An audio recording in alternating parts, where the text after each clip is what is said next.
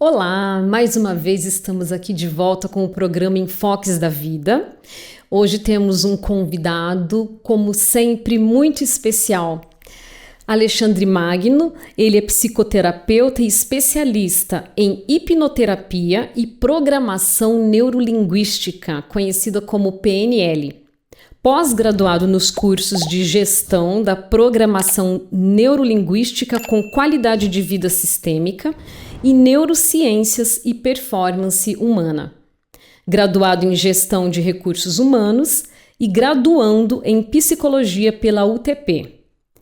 Ele é praticante master e trainer em programação neurolinguística, especialista na terapia em estados alterados de consciência por meio da respiração. Alexandre, muito obrigada por estar aqui, que aceitou o nosso convite. Eu é quem agradece, Denise, por poder estar aqui e falar com o seu público, né? Com o pessoal que acompanha o programa Enfoques da Vida, né? E hoje o assunto é hipnose, né? Nós imaginamos que o nosso público, o nosso telespectador ouvinte já tenha ouvido falar de hipnose, afinal de contas, hipnose remonta, né, o Egito Antigo, depois Índia, China, Grécia, e também que nos Estados Unidos, em 1950, os Estados Unidos, ele fez com que a hipnose fosse algo oficial, como uma alternativa para a terapia, né? E a nossa dúvida é, como que estamos aqui no Brasil? Como que a hipnose é vista no Brasil pela academia? Oxe, é longa essa história da hipnose, né? Por alguns ela é tratada como algo místico, assim, mas tem uma via hoje de estudo e de prática da hipnose e que vem justamente dessa década de 50, 60, 70, que tem visto a hipnose baseado muito em evidências, assim, né? Com pesquisas mesmo, trabalhando e entendendo como é que isso tudo opera no cérebro da pessoa para poder ajudar as pessoas de forma terapêutica a serem trabalhadas, né? Muito embora para muitas pessoas ela ache que a hipnose é algo utilizado dentro do processo da religião, né? Eu vou um pouquinho além disso tudo aí, né? Dá para entender assim que a hipnose ela não é só um fato que ocorre dentro do consultório ou que ocorre lá com um hipnólogo aí na sua frente, né? Ou com alguém que é especialista. Eu assim tenho toda a convicção em falar que nós nos hipnotizamos o tempo inteiro e não sabemos disso, né? Porque isso é uma característica natural do nosso cérebro, né? Sério, eu não sabia disso não. Sim, toda a vida. O que é a hipnose? A gente confunde a hipnose muito hoje com uma série de coisas, né? A pessoa tem medo, assim, eu tenho medo de ir no hipnólogo, porque eu vou ficar preso na hipnose, né? Vou contar segredos, né? Vou fazer coisas que eu não quero. Isso são mitos, né? Que a gente, claro, herdou isso aí dos filmes, do desenho animado, né? E de algumas séries aí que distorcem um pouco isso. Até mesmo das hipnoses de palco, que também é uma hipnose, mas as pessoas acham que aquilo ali vai acontecer dentro de um consultório, por exemplo. Só que hipnose, o que ela é? Hipnose não é nada mais, nada menos que foco. Quando você bota foco em alguma coisa, você fecha o seu pensamento naquilo, você está em um estado já hipnótico, né? E a gente vive isso o tempo todo, né? Por exemplo, quando você está lendo um livro, começou a ler um livro, chega no final da página, você vai esperar, o que é que eu estava lendo mesmo? O foco do seu pensamento não estava no livro naquele momento, estava em outro lugar qualquer. Isso é um processo de hipnose, né? Ou então quando você está vendo um filme e no filme acontece uma cena triste, por exemplo, você começa a ficar triste, você começa a ficar com aquele sentimento forte dentro de você, aquela emoção começa a saltar. Nesse momento você focou naquela imagem, você conectou com aquele seu sentimento e veio ele à tona. Isso é hipnose. Sabe que eu me lembrei quando você falou em filme, quando nós vamos ao cinema e saímos do cinema, dá uma sensação bem estranha mesmo, né? De, nossa, tem vida aqui fora. Significa então que nós ficamos num estado hipnótico. A hipnose é o nosso piloto automático, né? Por exemplo, se você sai da sua casa para ir até o seu trabalho, né? Caso você não esteja trabalhando em home office, óbvio. Sai da sua casa sempre para ir para o seu trabalho, sempre faz o mesmo trajeto, todos os dias. Final de semana você resolve visitar os amigos, né? Vai num almoço, uma festa, enfim, qualquer. Quando você sai para ir para seus amigos e quando você se dá conta que está indo no mesmo trajeto para o trabalho, isso é um piloto automático, isso é um processo de hipnose, né? Então, tudo aquilo que vira um processo automático é algo que você não está consciente. Você deixou que o seu cérebro te levasse para um piloto automático, né? E o cérebro precisa disso para poupar energia e poupar tempo, né? Então, na base desse piloto automático está muito da nossa aprendizagem, né? Você, por exemplo, vai aprender a andar de automóvel. Quando você entra no carro, você puxa o cinto de segurança, você bate o arranque, você sai dirigindo assim de uma forma completamente automática. Nesse momento você pode fazer outras funções, como observar a paisagem, conversar com a pessoa que está ao seu lado, às vezes até atender o celular, que não é correto, mas você consegue fazer essas atividades secundárias porque você está no piloto automático da sua atuação, né? Só que no início não era assim, né? A gente tinha que cuidar do volante, né? Do câmbio, dos pedais, tudo que está acontecendo, um processo de muita atenção. Então você treina, pum, passou para o piloto automático. Isso é um processo hipnótico que a gente vive, né? Não sabia disso mesmo, olha. E no caso, quando você vai atender um paciente, tá? Tem vários níveis em que o paciente pode ser hipnotizado. Você pode hipnotizar até o sono mesmo, a pessoa dorme, ou depende de cada caso, de cada situação? Sim, cada caso é um caso, né? Então, assim, todo mundo é hipnotizável, só que as pessoas vão ter formas diferentes de responder à hipnose. Então, tem pessoas que vão responder de uma forma mais emocional, outra mais sensorial, outras através do pensamento, né? Outras podem chegar a um caso, por exemplo, de ter alucinações, né? Isso a gente vê nos treinamentos, né? Alucinações positivas e negativas. O que é isso? Você pode enxergar algo na sua frente que não existe. Ou você pode tirar aquele objeto da sua mente ali e você não enxergar isso. Mas isso só no estado hipnótico que ocorre. Então, isso significa que cada pessoa vai ter uma forma diferente de você tratar. Então, quando a pessoa chega no consultório, você tem que entender qual é o padrão dela para ajudá-la da melhor forma. Agora, uma característica, por exemplo, do cérebro é que ele generaliza situações. Por exemplo, se lá na sua infância você foi, por exemplo, arranhado por um gato. Você era uma criança, foi arranhado por um gato. Naquele momento, você cria uma experiência sensorial pelo arranhão e uma experiência emocional muito intensa. A partir dali, a possibilidade que você tenha medo de gato seja muito grande. Certo. Quando você é um adulto, você chega perto de um gato que é manso, o que acontece? Você vai reagir exatamente como você era lá na sua infância. Ou seja, seu sistema emocional entrou no piloto automático. E você acha que aquilo vai acontecer da mesma forma como foi antes. Então, o que a hipnose vai fazer? Ela vai ajudar a dessensibilizar essa situação. Então, pode ocorrer de várias formas, né? Então, apenas uma delas é o processo de regressão, que não precisa ocorrer. A outra é, o cérebro ele tem a capacidade de criar um cenário durante o processo da hipnose realista. Ele pode antecipar uma situação. Então você pode colocar a pessoa como se ela estivesse diante de um gato e vir todos os sintomas que ela viveu lá atrás, mas você não precisa voltar lá atrás. E quando todos aqueles sintomas vêm, aí você trabalha um segundo processo, que é o processo terapêutico, né? Então, no consultório, por exemplo, a gente trabalha com o que é hipnoterapia. A hipnose é só uma parte. O que vem depois é o processo terapêutico, e ele é muito importante. Certo, ou seja, a pessoa não pode chegar lá simplesmente e dizer: quero fazer uma regressão de vidas passadas para saber o que eu fui na outra vida. Isso envolve... Bom, nós como espíritas, né, abrindo um parênteses, sim. né, que eu sei que você é simpatizante, né? Sim. Que já havíamos conversado anteriormente. Nós sabemos que Deus nos deu a bênção do esquecimento, porque se nós lembrássemos, por exemplo, que eu assassinei a minha própria filha, isso iria ser um constrangimento para mim ficar observando, eu assassinei a minha filha, ou em diversas outras situações, né? Um constrangimento, uma perturbação, vergonha, enfim. Por isso que Deus nos dá o esquecimento. Mas tem pessoas que querem saber por curiosidade e outras já é de uma forma mais terapêutica mesmo, para a cura de um trauma. Como que você trata isso no seu consultório?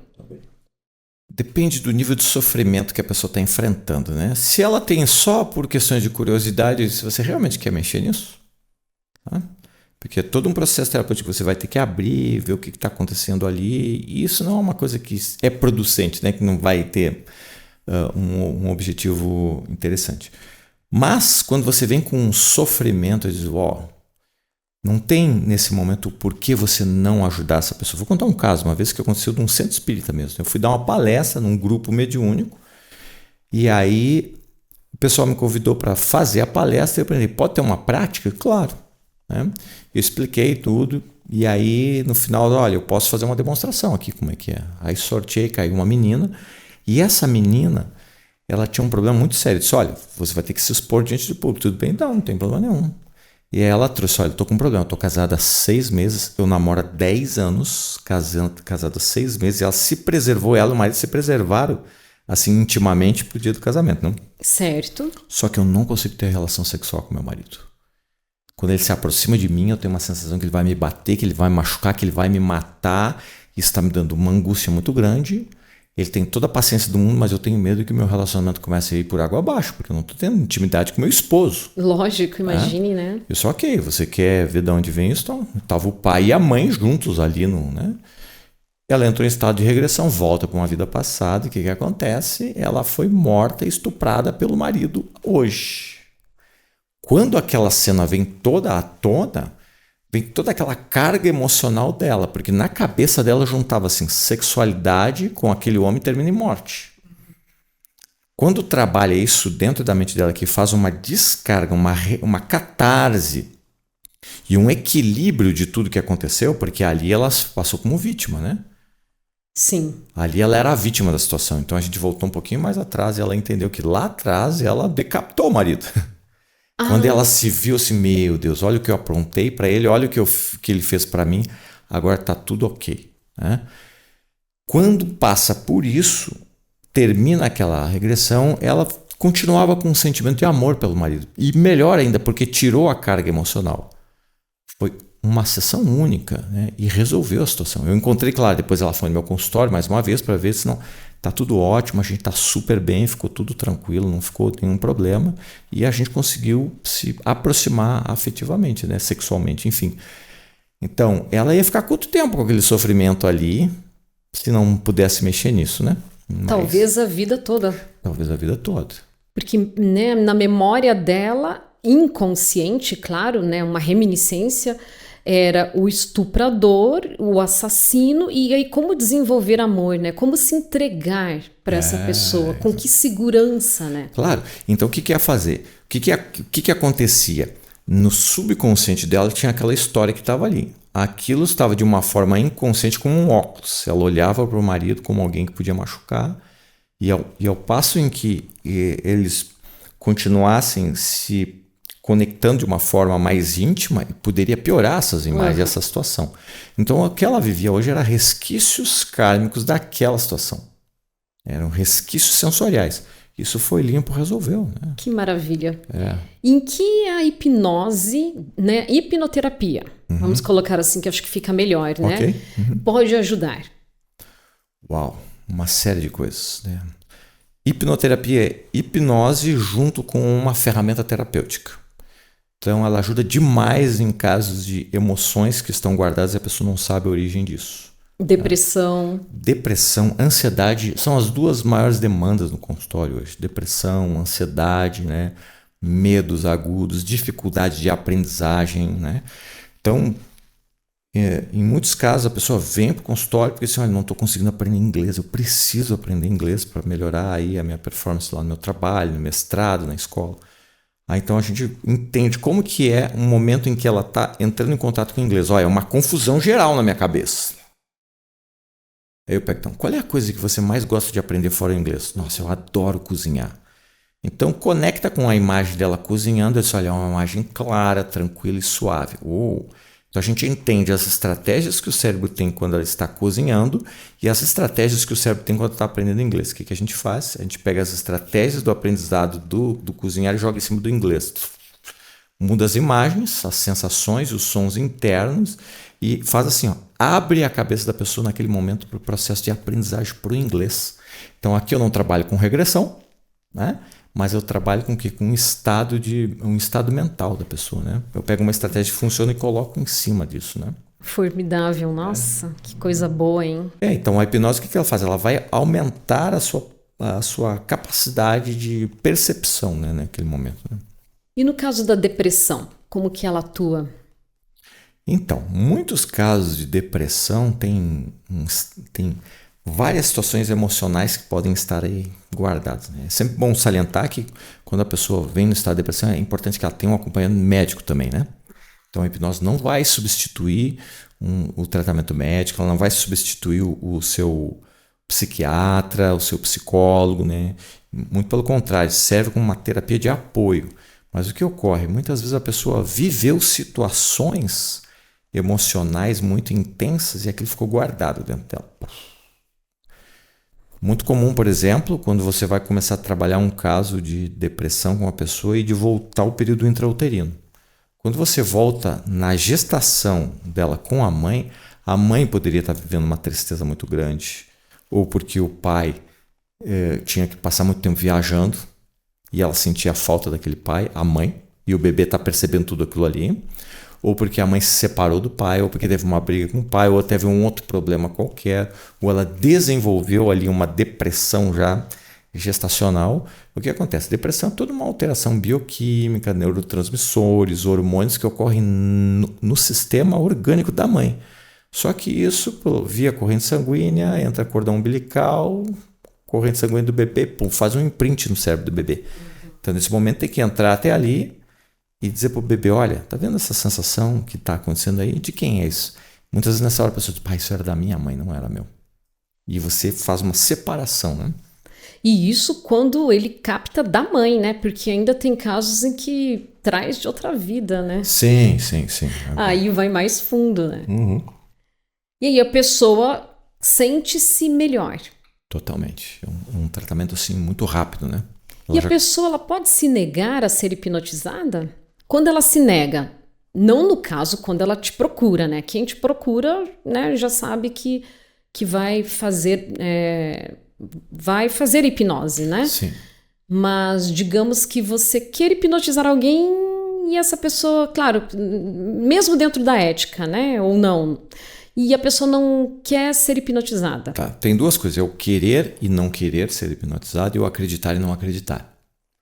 Então, se a pessoa não acredita na hipnose, mas ela quer ser hipnotizada, a hipnose ocorre. Uhum. Se ela acredita na hipnose, mas ela não quer ser hipnotizada, aí nada ocorre. Porque todo o processo antes de ser uma hipnose, é um processo de auto-hipnose. Então, quando ela vem para o consultório, né, ela diz, olha, eu quero resolver isso. Eu explico todo o processo da hipnose, das duas mentes, mente consciente, inconsciente, o piloto automático, né? Porque todo o processo da depressão, da ansiedade, né?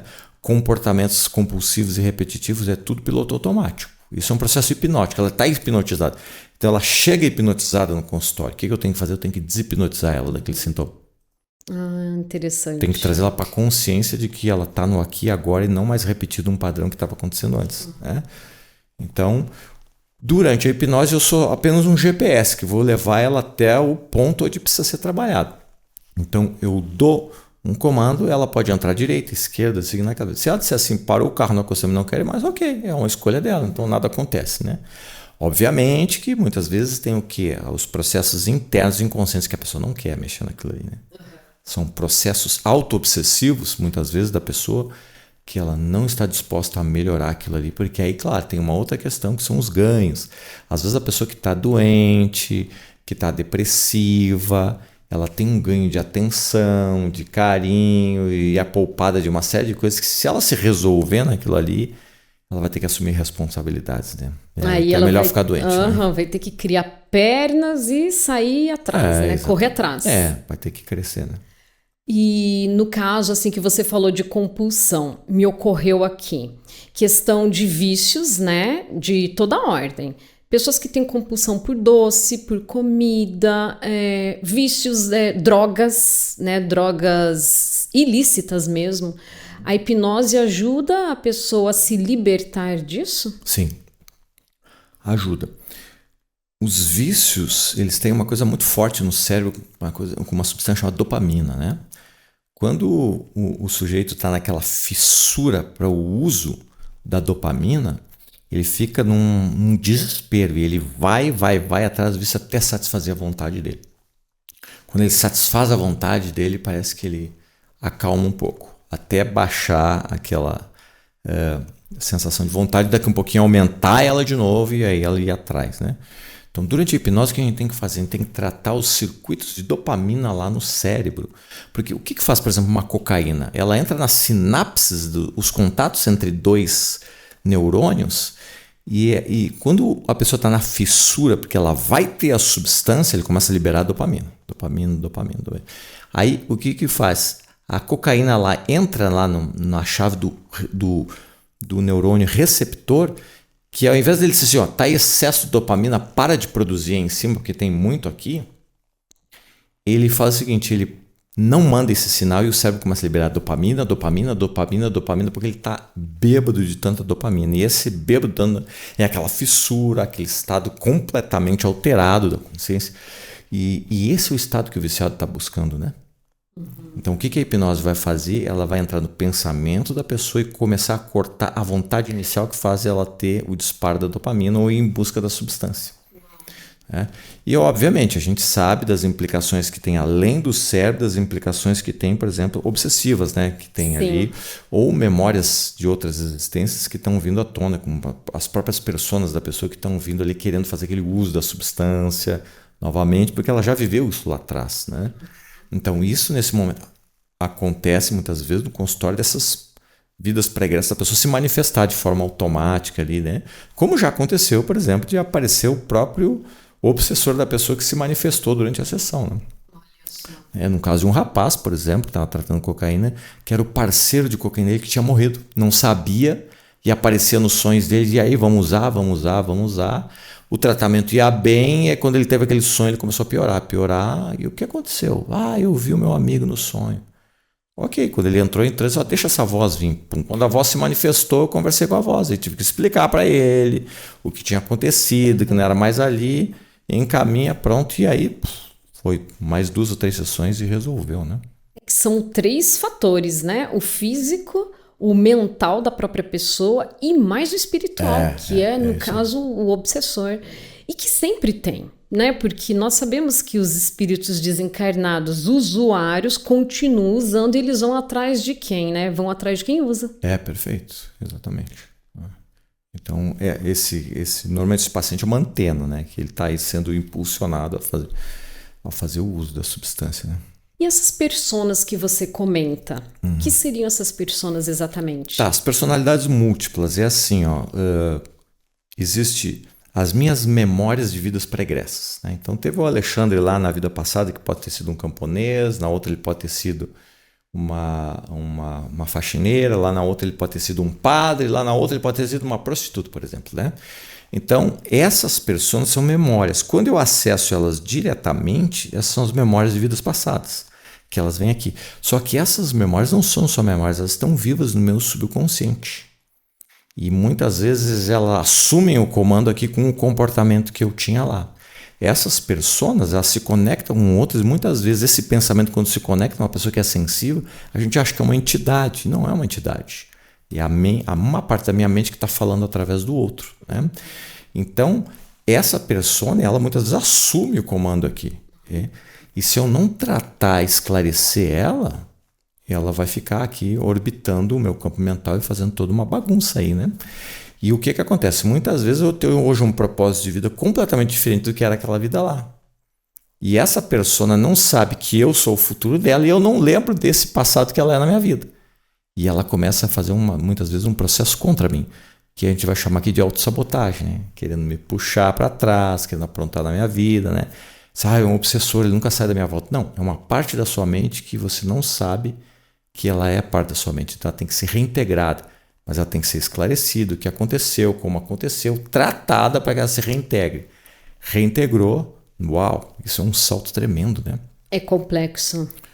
Complexo. Muito complexo. Mas extremamente resolutivo, né?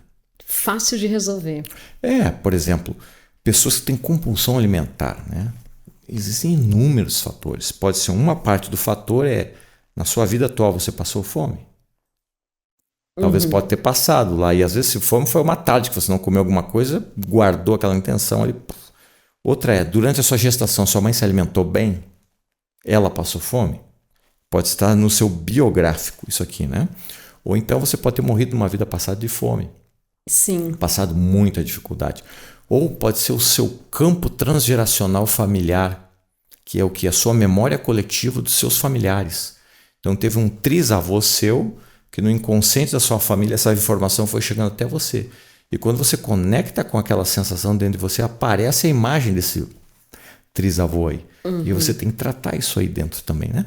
E quando você trata isso, uau, se liberta aquela sensação, né? Sem contar que esse trisavô aí, tetravô, pode até ser eu mesma. Pode ser. Daí seria persona. Isso, exatamente, pode ser persona, né? Então, ele é multifatorial, assim, né? Pode ser uma série de coisas. Certeza absoluta do que o resultado é o que é mais importante. Isso que é mais importante mesmo, o resultado. Não importa se foi o campo sistêmico familiar, se foi o seu passado, se foi uma pessoa... A questão é resolveu, ok. Sim. Sensacional, olha, sensacional mesmo.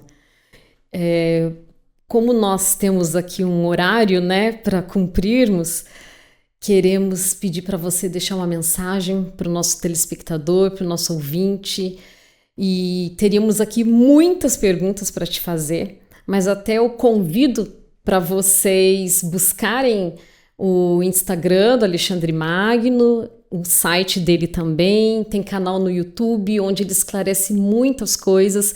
E se você então tiver alguma dúvida, pode até entrar em contato com ele. Pode deixar uma mensagem para nós então, Alexandre? Sim, perfeito. Não existe nada melhor do que o autoconhecimento na nossa vida, né? Então, investir em conhecer a você mesmo em vários níveis. E não é só no nível intelectual, mas também no nível emocional. É fundamental que a gente possa tratar as nossas emoções que não estão resolvidas, como o medo, a tristeza, a raiva, a culpa e o não merecimento. Mas é fundamental, acima de tudo isso, também ter essa busca espiritual. É ela que é a grande bênção, é ela que traz todas as respostas que o cérebro não tem. É na alma que está a origem de muitas coisas. Então, procure se conhecer e mergulhar um pouco dentro de você e entender que quando você encontrar as respostas aí, algo maravilhoso começa a acontecer na sua vida, né? Muito obrigada, Alexandre. Foi assim um prazer enorme conversar com você. Tenho certeza que nosso telespectador, nosso ouvinte também vai sair desse nosso programa muito mais enriquecido, com mais aprendizados. E nós então pedimos para que você compartilhe o bem, compartilhe e se inscreva, né, no nosso canal, curta, porque assim outras pessoas vão ter mais acesso a programações como essa. Agradecemos mais uma vez pela sua participação, aguardamos a sua mensagem, receba nosso abraço, que Jesus esteja conosco. Até a próxima. Até a próxima.